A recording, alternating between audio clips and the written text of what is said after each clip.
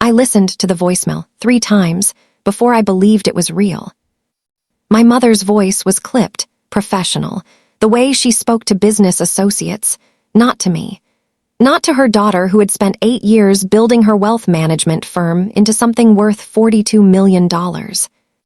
Maya, call my office to arrange the details. You're out of the family business.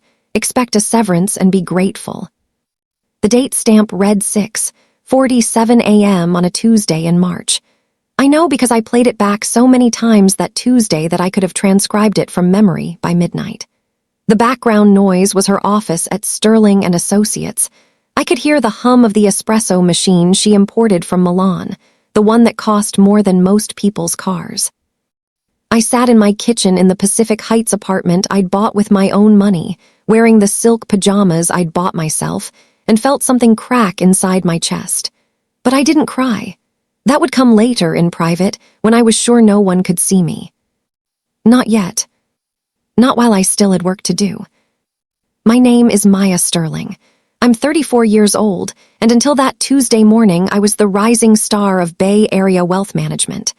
I'd built a client portfolio of tech executives, venture capitalists, and old money families. My net worth was somewhere north of $7 million, all of it earned, not inherited. All of it mine. My mother is Catherine Sterling. She built the firm from nothing in 1989 with my father.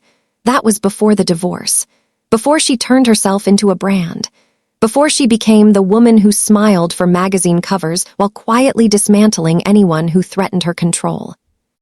I grew up in her office.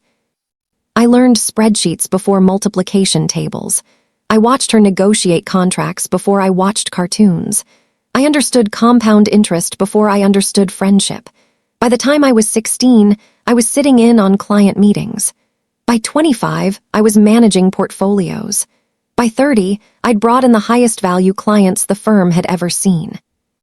I was supposed to inherit the entire operation. That's what she'd always said. Every birthday, every achievement, every sacrifice I made for the business instead of for myself. You're building your legacy, Maya. The firm will be yours one day. Everything I've created, you'll take it further. I believed her. That was my mistake. The morning my mother left the voicemail, I was preparing a presentation for the Carmichael family. A $180 million portfolio I'd inherited from a retiring advisor 3 months earlier. They trusted me. I'd already reorganized their investment strategy, saved them nearly $3.2 million in tax liability, and increased their year-over-year returns by 8.3%. I was making coffee in my kitchen when I noticed the first text message. It was from my colleague, Richard Thorne. He was a vice president at the firm, had been there for 12 years, and I'd mentored him personally through 3 major promotions. Hey Maya, not sure if you've heard yet, but there's an all-hands meeting at 9 a.m. Probably should attend. I checked the clock. 7:15 a.m. I hadn't heard anything, which was unusual. My mother told me about meetings before they were scheduled. The second text came from another colleague, Sandra Kim, who ran the client relations department. Call me when you get a chance. Need to talk. Then my phone rang. It was my brother, David. He never called before 10 a.m. Have you checked your email? He asked. No hello, no small talk. Not yet. What's going on? Mom sent a memo about restructuring. You should. I hung up and opened my email. The message was sent at 6:42 a.m., 5 minutes before the voicemail. It was addressed to all staff. The subject line read, "Organizational changes effective immediately." I forced myself to read it slowly, word by word, though my eyes wanted to skip ahead to the part that destroyed me. After careful consideration, I've decided to restructure the firm's leadership to better serve our clients and optimize operational efficiency. Effective today, Maya Sterling will be stepping down from her role as senior portfolio manager. Her responsibilities will be redistributed among our existing team members, with Richard Thorne assuming oversight of her key accounts. I'm grateful for her years of service and will be offering a severance package commensurate with her tenure. The email was signed, Catherine Sterling, CEO and founder, with a gold signature line beneath it. She'd even used the fancy font. I read it 3 more times. Each time, my eyes landed on the same words. Stepping down. Her key accounts. Grateful for her years of service. She'd written it like I was a retiring accountant from the payroll department, not the woman who'd brought in more new business than the entire rest of the firm combined over the past 3 years. I closed the laptop and sat very still in my kitchen. The coffee in my mug had gone cold. I didn't go to the meeting. I called my mother's assistant, Patricia, who'd worked for my mother for 9 years and who had been almost a second mother to me. Patricia's voice was tight when she answered. Maya, I wondered if you'd call. I need to speak to my mother. Is she available? A pause. She's in a meeting. Of course she is. I hung up and called the main reception desk instead. I got through to a junior receptionist who didn't know who I was. They'd probably already updated the system to reflect my severance. I'd like to schedule an appointment with Catherine Sterling to discuss my separation from the firm. Of course, let me check her calendar. She has an opening next Thursday at 2 p.m. Next Thursday, 6 days away. I would be separated from the firm, my accounts reassigned, my professional standing destroyed, but I wouldn't be able to speak to my mother about it for 6 days. That works, I said quietly. I wrote down the appointment and hung up. Then I locked my apartment door, closed all the blinds, and sat in the dark for 3 hours. I didn't cry. I didn't scream. I didn't call anyone. I just sat with the knowledge that my mother had orchestrated my destruction and delivered it like a pink slip to a temp worker. I sat with the knowledge that she'd done it deliberately. There was no accident here, no miscommunication. Catherine Sterling didn't make mistakes. She didn't have knee-jerk reactions. If I was out, it was because she'd decided, probably months ago, that I was no longer useful to her. The question I needed to answer was simple. Why? I started digging that evening. I pulled every document I had access to, my contracts with the firm, email chains from the past year, my performance reviews, copies of every major deal I'd closed. I made a timeline on my laptop, color-coded by month and transaction. The first anomaly appeared in July of the previous year. One of my major clients, the Castellano family, had scheduled a regular portfolio review. I had the meeting notes. They'd wanted to discuss moving $12 million into a new venture capital opportunity, a clean energy startup that looked promising. I'd advised against it. The fundamentals were weak, the team had no track record, and the valuation was inflated. I recommended we stay diversified in their current position. The Castellanos had agreed with me. We'd documented it. 2 weeks later, I found an email, forwarded through my corporate account, from my mother to Mrs. Castellano herself. Catherine, I was looking over your portfolio and noticed some missed opportunities. I'd love to discuss how we might better optimize your position. Perhaps we could meet privately. The email had been sent from my account. My account, but not by me. I pulled the IP logs from my sent folder. The email had originated from my work computer, but at 3:47 a.m. on a Saturday morning. I'd been asleep in my apartment across the city. Someone had accessed my email while I was unconscious. My hands started shaking. I called my IT contact at the firm. His name was Marcus, and I'd actually helped him get hired 2 years ago. He owed me a favor, and he was smart enough to know that accessing someone's email without authorization was a federal crime. I didn't call him from my phone. I used an encrypted email account I'd set up years ago for personal matters. I didn't mention my mother or the firm. I just asked a technical question about email security protocols and whether compromised accounts could be identified after the fact. His response came 4 hours later. Depends on the situation, but yes, logs are usually maintained by the server. If someone accessed an account from an unusual location or IP, you can usually see it. Why? I didn't respond. I didn't need to. I had my answer. On Thursday, I sat across from my mother in her office on the 42nd floor of the Wells Fargo Center. She looked exactly the same as she always did, perfectly styled silver hair, tasteful diamonds. A suit that cost more than most people's monthly rent. She was 62 years old and looked 50. She had a team of people who ensured that was true. The office was designed to intimidate. Floor-to-ceiling windows looked out over San Francisco. The desk was a slab of marble that probably cost $100,000. The air conditioning was set precisely to 68 degrees, the temperature she'd always preferred. "You look tired, Maya," she said as I sat down. I didn't respond to that. I'd prepared myself not to. "I want to understand the decision," I said. "I want to know why you're removing me from the firm." She opened a folder on her desk. Inside were papers I recognized, client complaints. "The Castellano family recently came to me with concerns about your investment advice. They said you'd steered them away from an opportunity that would have yielded significant returns. They're wondering if your judgment is as sound as they once believed." She slid another document across the desk. It was a letter, written in Mrs. Castellano's handwriting, expressing disappointment in my management and requesting a discussion about transferring their account to another advisor. "That was only the first issue," my mother continued.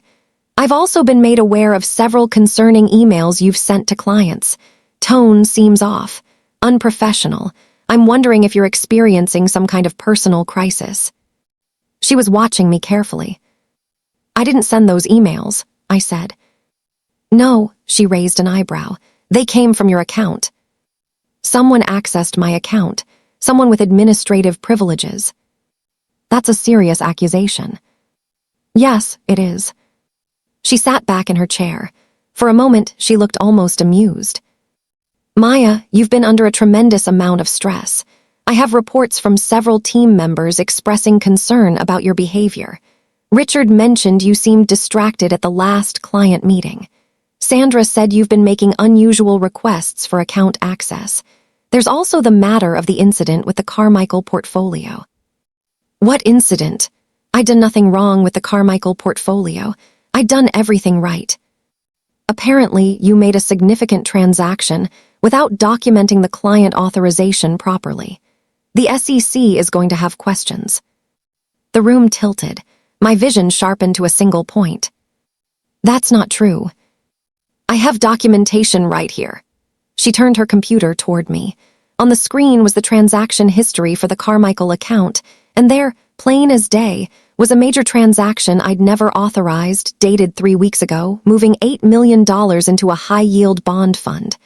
No authorization form, no email trail, no client signature. "When did you become aware of this?" I asked quietly. "Yesterday morning. I immediately reached out to the SEC and our compliance officer. I told them it was likely user error on your part. I suggested that we cooperate fully with any investigation. I also suggested that the best way forward would be for you to step down quietly, allowing us to resolve this internally." "My mother," I spoke slowly, each word distinct. "You fabricated evidence of securities fraud. You're going to destroy my career to what?" She stood up, walked to the window, and looked out at the city. "To protect my firm, to protect my reputation, to ensure that the business I spent 30 years building isn't damaged by the instability of someone who is clearly having a personal breakdown." "I'm not having a breakdown." "Aren't you?" She turned back to me. "Your marriage ended. You're living alone. You haven't been close to your family in years. You spend every waking moment at work, obsessed with proving yourself. And now, you're accusing me of accessing your email account and fabricating evidence, which is not only untrue but suggests you're becoming paranoid." She sat back down at her desk, with the composure of someone who'd already won. "The severance package is significant. $2 million to be paid over 18 months. In exchange, you agree to sign a non-compete agreement, remain silent about the details of your separation, and provide no statement to the SEC or any regulatory body. If you do, I'll have to pursue additional action to protect the firm's interests. Do you understand me?" I stood up. You won't get away with this." She smiled. It was the smile of someone who had already gotten away with worse. "Actually, I will. You're going to take the severance. You're going to find another job or perhaps retire early. You can certainly afford it. And you're going to be very quiet about all of this. Because if you're not, if you make any accusations, I will have already filed a complaint with the California State Bar about your mental fitness to practice. I will have documented your erratic behavior. I will have character witnesses who will testify that you've been unstable." She leaned forward. "I have 30 years of relationships in this city, Maya. I have judges who take my calls. I have lawyers on retainer. I have clients who depend on me and will testify to my character. What do you have?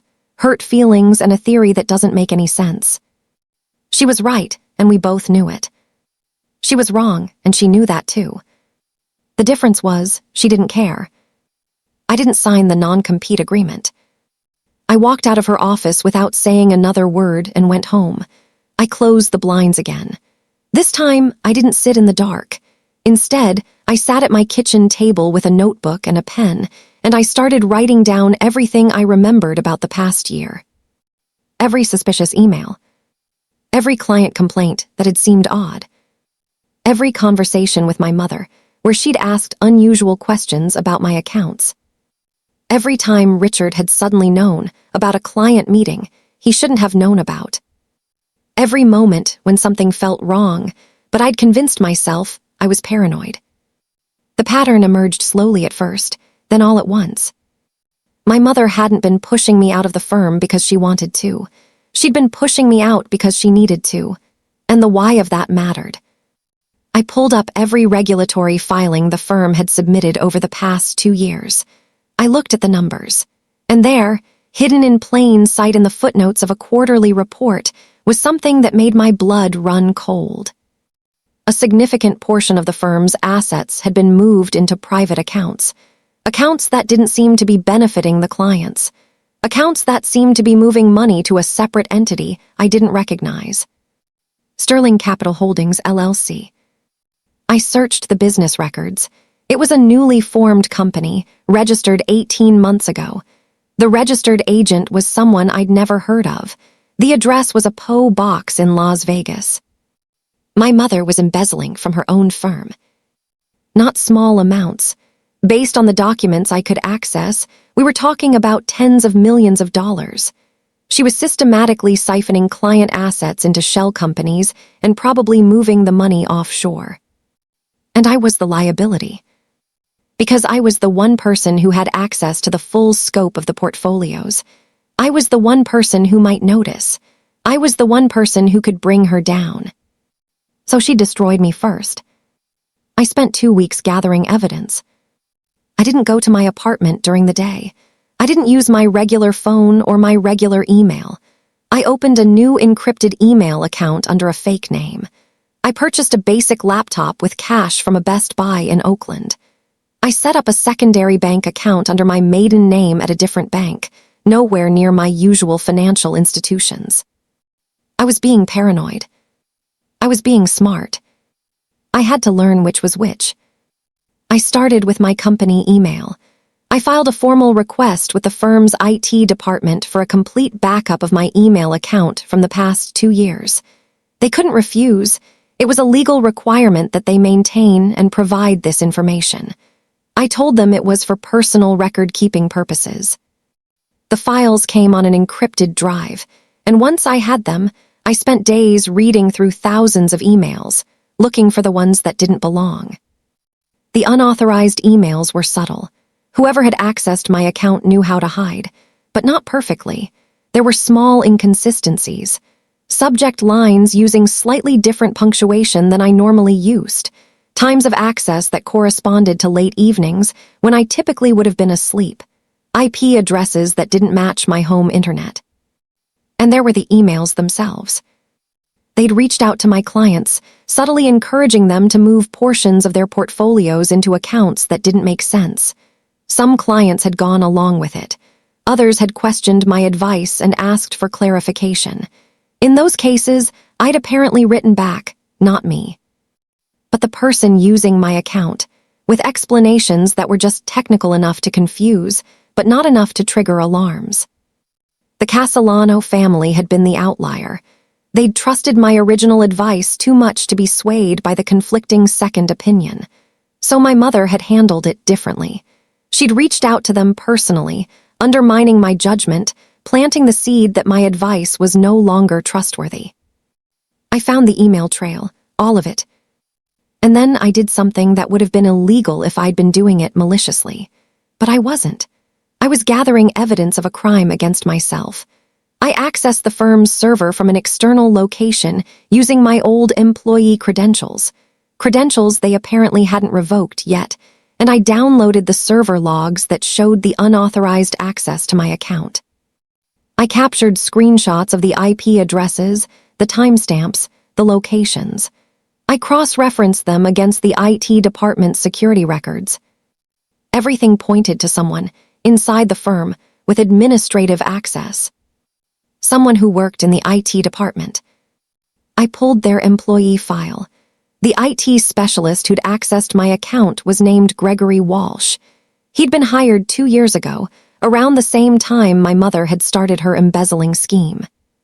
He'd been hired by my mother directly, and his personnel file noted that he reported to her, not to the IT department. I'd found the connection.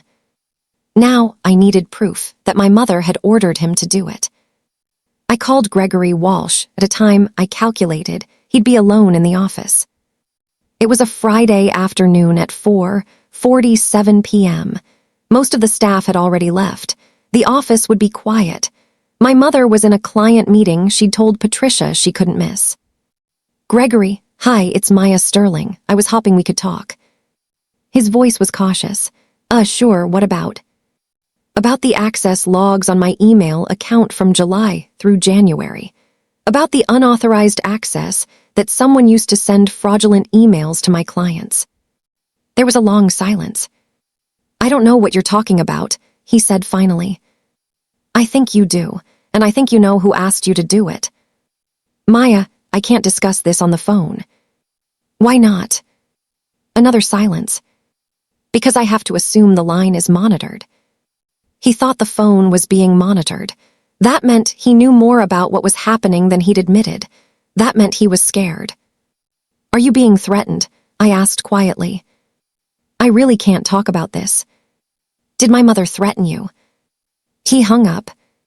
But he'd answered the question with his silence. I needed a lawyer. Not a lawyer from my mother's circles. Not someone who'd worked with Sterling and Associates.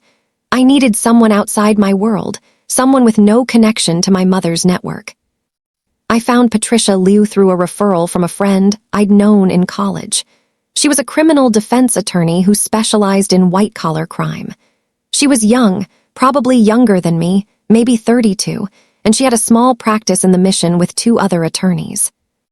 I met with her in her office, which was intentionally non-intimidating. No marble desks, no floor-to-ceiling windows, just a regular desk, old chairs, and stacks of case files on the walls. I told her everything. She listened without interrupting, taking notes, her expression growing darker as I revealed each piece of the puzzle. When I finished, she sat back and stared at me for a long moment. "Do you understand what you're telling me?" she asked. "That my mother is committing securities fraud. That your mother is committing securities fraud, and she's using you as a scapegoat. She's trying to make it look like you're the one committing the fraud. She's isolated you, discredited you, and positioned herself as the victim trying to protect her firm from your instability." She pulled out a clean pad of paper. "Here's what I need to know. Can you prove she ordered the IT specialist to access your account?"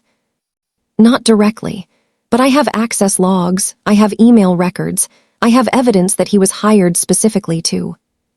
"That's circumstantial. We need a confession or a direct order, something that ties her to the decision to frame you." I felt my hope sink. "What about the embezzlement itself? Can we expose that?" "We can try, but it will take time. We'll need to file a complaint with the SEC, which will trigger an investigation, which will probably take months. In the meantime, your mother will likely know we're coming and will have time to cover her tracks." She leaned forward. "But there's another approach. If we can get Gregory Walsh to cooperate, if we can convince him to testify that she ordered him to access your account and frame you, then we have a much stronger case. We could go to federal prosecutors with both the embezzlement and the conspiracy to commit securities fraud. How do we convince him to cooperate? That depends. Is he the type who can be reasoned with, or is he the type who's too scared? I thought about the way he'd hung up, the way his voice had shaken. He's scared, I said. Then we make him less scared. We show him that cooperating is safer than not cooperating. We show him that he's the victim here too, that your mother used him, and that his only way out is to tell the truth. Patricia was already making a plan in her head. I could see her mind working. I'll have my associate do some research on Mr. Walsh. We'll find out what we can about him, and then you're going to help me figure out how to approach him. Gregory Walsh lived in an apartment in the Sunset District. I learned this because Patricia's associate had done a full background check. He was 30 years old, had moved to San Francisco 3 years ago from Portland, and had student loans of approximately $180,000. He was single, no girlfriend as far as we could tell, and spent most of his time at work or at home. He was lonely. He was drowning in debt. He was exactly the kind of person my mother would have exploited. I waited for him outside his building on a Tuesday evening. He came home at 6:42 p.m., carrying a sad-looking deli sandwich and wearing the expression of someone who was already thinking about whether it was worth going back to the office afterward. When he saw me, his face went pale. "Don't," he said immediately. "Whatever this is, don't." "I'm not here to threaten you," I said, stepping closer. "I just want to talk." "I can't talk to you." "She's going to destroy you too," I said quietly. "You know that, right? Once she's done with me, once my career is finished and I'm no longer a threat, what use will you be to her?" He stopped walking, but didn't turn around. "She'll either fire you because you're a liability, or she'll expect you to continue doing whatever she asks, and eventually something will go wrong, and she'll sacrifice you without hesitation." He turned around then. "How do you know that?" he asked. "Because I know her. She's my mother." His eyes were wet. He looked like he hadn't slept in weeks. "She told me it was just a test. She said she was testing your email security to make sure you weren't leaking information. She said after a few months, she'd tell you about it, and you'd laugh it off, and she'd get a raise for identifying a security flaw." But that's not what this was.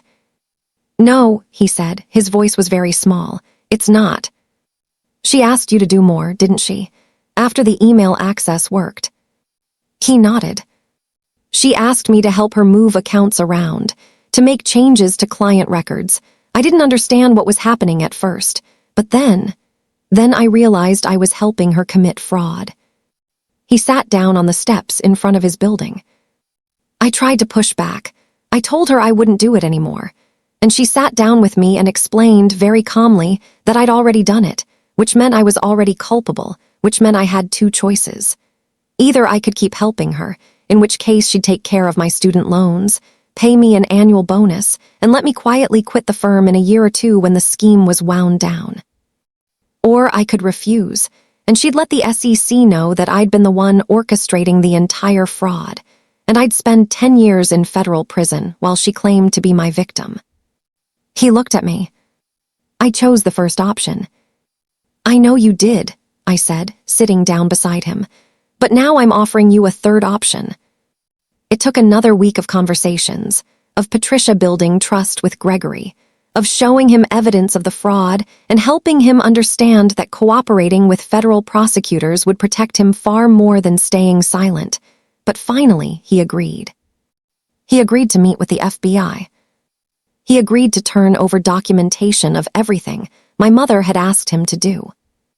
He agreed to wear a wire to a meeting with her and record her giving him instructions. We arranged the meeting carefully. Gregory told my mother he needed to discuss some security concerns with her, nothing that could be handled over email or phone. She agreed to meet him in a private conference room on a Saturday morning when the office would be nearly empty. Patricia's associate, a former law enforcement officer, set up the recording equipment. The wire was small, hidden in Gregory's watch. I waited in Patricia's office with the door closed while it happened. The meeting lasted 14 minutes. In those 14 minutes, my mother explained to Gregory that I'd been asking questions, that my cooperation could no longer be guaranteed, and that she needed him to download the backup files of my email account and delete them. She told him to make it look like a server error. She explained that once I realized the emails proving my guilt were gone, I would have no defense against the fraud charges, and the case would close. Then she told him his bonus was being increased to $500,000 a year. "I take care of people who are loyal to me," she said on the recording. "You've been loyal, and I won't forget that." When Patricia played the recording for me, I listened to my mother's voice, calm, rational, certain of her power, and I felt something shift inside me. Not rage, not yet, just clarity. She'd already decided to destroy me completely. The severance was just theater. She'd already set the wheels in motion to make sure that even if I tried to defend myself, the evidence would be gone. She'd been playing a long game, and I'd been a pawn on her board. But now the board was about to flip. The FBI moved quickly once they had the recording. Patricia and Gregory went to federal prosecutors on a Wednesday.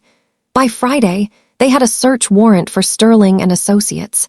The agents came in the late afternoon when most of the staff had left. I found out about it when it appeared on the local news. The headline read, "Prominent SF Wealth Manager Faces Federal Fraud Investigation." They didn't mention my mother by name yet, but everyone in the industry would know.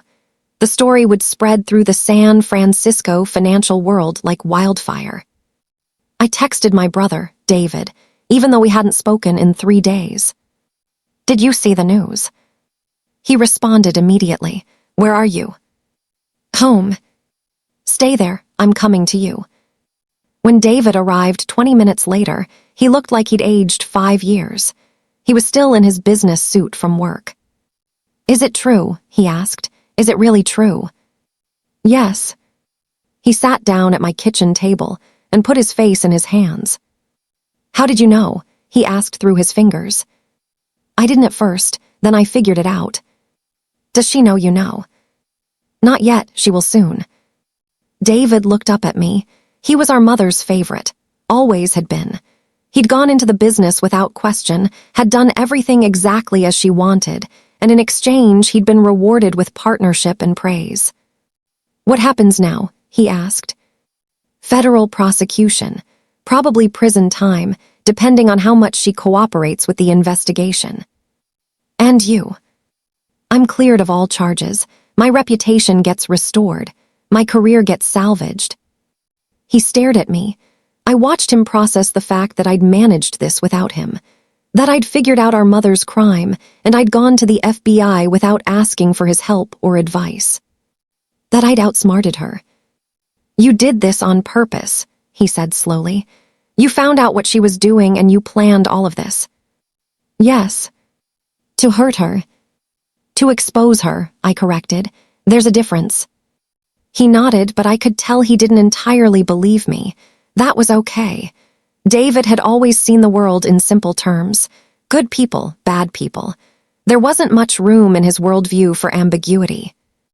I was going to have to learn to live in that ambiguity, all by myself. 2 days later, the FBI arrested my mother at her home in Pacific Heights. The news was everywhere. Catherine Sterling, beloved philanthropist and business leader, led out of her house in handcuffs while neighbors watched from behind their curtains. The photo made the front page of the Chronicle. She looked smaller than I remembered. Fragile. That made me feel less satisfied than I'd expected. David called me that afternoon. His voice was different, smaller. "She's asking if you'll come see her before the court hearing. She wants to talk to you." "No," I said immediately. "Maya, there's nothing she can say to me that I need to hear. She's your mother. I know who she is." I hung up. But that night, I couldn't sleep. I kept thinking about her, about the woman who'd taught me spreadsheets and contracts and how to negotiate. who'd shown me that intelligence was a weapon and that beauty was a tool, and that the people who won were the people who could stay calm when everyone else was losing their minds. She'd taught me everything I needed to destroy her. The irony of that wasn't lost on me. The trial took 3 months. I gave my testimony on a Tuesday morning. I was calm. I was detailed. I answered every question Patricia and the federal prosecutor asked, and I didn't show emotion even when they played the voicemail for the jury, the one where my mother had dismissed me like I was nothing. My mother's lawyer cross-examined me for 90 minutes.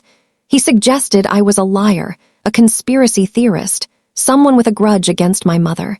He asked me about my failed marriage. He asked about my years of working obsessive hours. He asked if it was possible I'd fabricated evidence out of anger. I answered every question with the truth. Gregory Walsh testified after me. He was nervous, his hands shaking, but he told his story clearly. He described how my mother had recruited him, how she'd gradually pulled him into her scheme, how she'd blackmailed him into continuing. The recorded conversation between Gregory and my mother was played for the jury. There was no coming back from that. The trial lasted 2 weeks. The jury deliberated for 4 hours. My mother was found guilty of securities fraud, embezzlement, conspiracy, and obstruction of justice. The judge sentenced her to 9 years in federal prison. She didn't cry when they read the sentence. She looked at me from the defendant's table, and for a moment, something flickered in her eyes. Not remorse. Recognition. She was finally seeing me as she'd created me, as a worthy opponent, someone intelligent enough to match her, strategic enough to defeat her, someone who'd learned from the best and turned those lessons into weapons. It was the closest thing to respect she'd ever given me. I didn't smile. I didn't look satisfied. I just looked back at her with the same calm expression I'd worn throughout the trial. Let her wonder what I was feeling.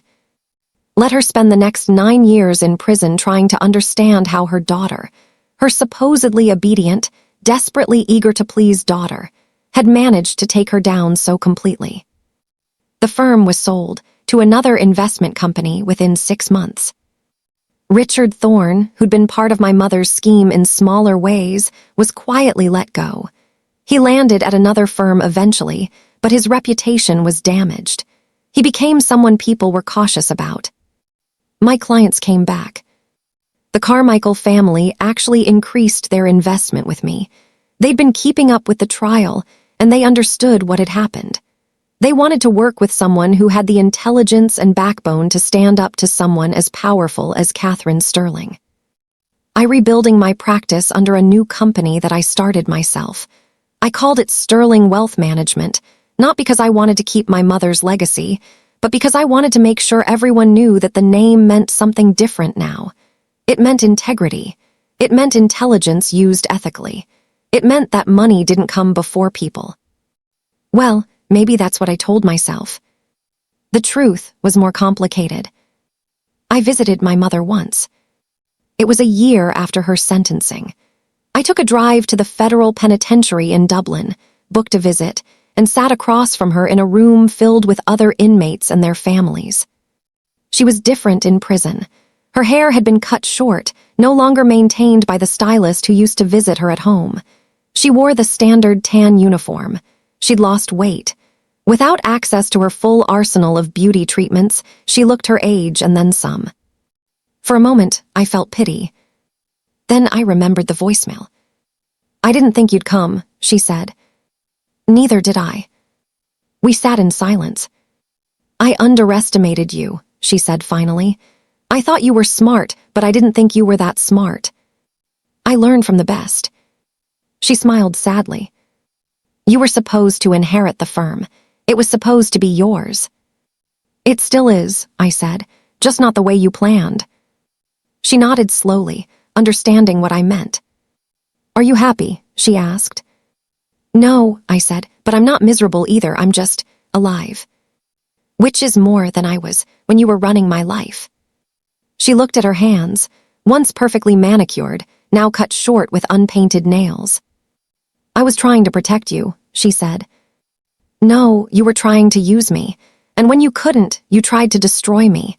And when I wouldn't let you, you tried to destroy yourself first, thinking that somehow it would take me down with you. She didn't argue. She couldn't. What will you do with the rest of your life? I asked. Serve my sentence, stay alive, maybe eventually accept what I've done. And me. You'll build something bigger than what I had, probably. You're smarter than I ever was. She paused. I hope you'll be kinder. I didn't promise her anything. I just stood up and left. It's been 5 years since the trial. I'm 39 years old now, and my practice is worth more than my mother's ever was. I have clients who trust me not because they fear me, but because they know I'll tell them the truth, even when the truth is difficult. My brother and I still don't speak much, but we're working on it. He's learning to exist without needing my mother's approval, which is harder than he expected. I see a therapist every other week. She helps me navigate the guilt and the satisfaction that I still feel in equal measure. She keeps telling me that I'm allowed to be both angry at my mother and sad for her, that I can believe my revenge was justified and still acknowledge the complexity of it. I don't know if she's right yet. Sometimes I listen to that voicemail again. I play it and I hear the words that changed everything, and I feel nothing. No rage, no hurt, just a kind of empty recognition of how far we traveled from that moment to this one. She'll be released from prison in 4 years when she's 70. I don't know what she'll do. I don't know if we'll ever speak again. Part of me hopes we do so I can see what she's become. The other part of me hopes we don't, so I don't have to find out that she's still, somehow, dangerous. But here's what I've learned through all of this. The real revenge isn't in destroying someone. It's in living so completely, so competently, so deliberately that their attempts to destroy you become insignificant. It's in building something better on the ashes of what they burned down. It's in looking back at the moment they thought they'd won, and realizing you were already 3 steps ahead. I won, ultimately, but not the way I expected. The victory wasn't in the trial, or the conviction, or the prison sentence. The victory was in the moment I stopped needing her approval and started building my own empire. Everything else was just consequences,